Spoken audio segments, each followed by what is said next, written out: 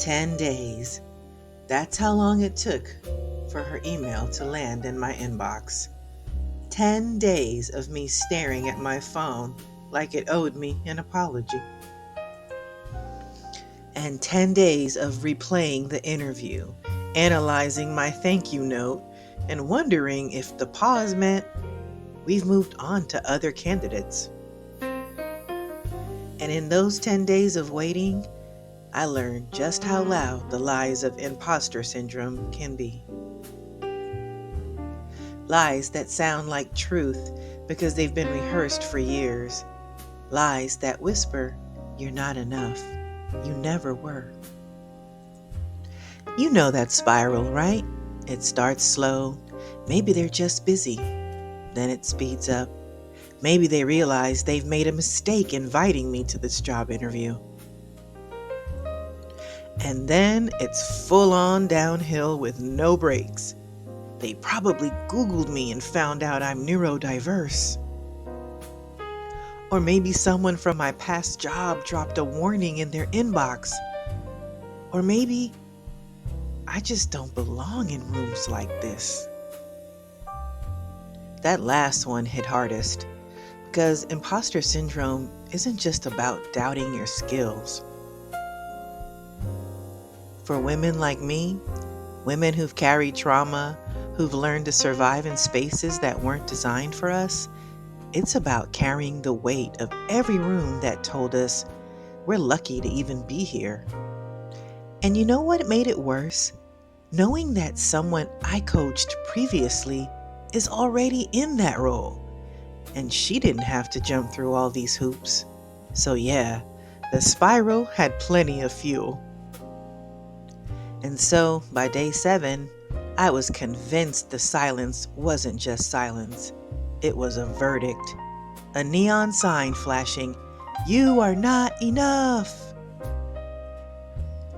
And I believed it. That's the thing about imposter syndrome. It doesn't come in yelling. It whispers like it's just stating facts. But here's what imposter syndrome doesn't tell you. It's not proof of your inadequacy. It's the shadow of systems that weren't designed to see you. It's your trauma brain trying to protect you from pain, even when pain isn't here. It's the sign that you're standing in spaces your ancestors prayed for. So, of course, it feels foreign. So, how do we rise above imposter syndrome? How do we quiet that voice that tells us we're not enough? First, we name it. When that voice starts talking, we call it what it is. Old programming, trauma responses, societal messages that have nothing to do with our actual self-worth or capabilities. Second, we fact-check it. Are these thoughts based in reality or in fear? Am I responding to what's actually happening or to what I'm afraid might be happening? Third, we remember our truth. I was referred for this position by someone who knows my work intimately. I have years of experience, training, and success stories. I belong in this conversation, not because I'm perfect, but because I'm qualified and capable. Fourth, we practice radical self-compassion, the same kindness we'd offer a friend in this situation. We offer it to ourselves. And after doing these 4 things, here's what I know. The voice of imposter syndrome is not my voice. It's the voice of every person who made me feel small, every system that told me I didn't belong, every message that suggested my success was somehow illegitimate. That voice is not truth. It's just noise.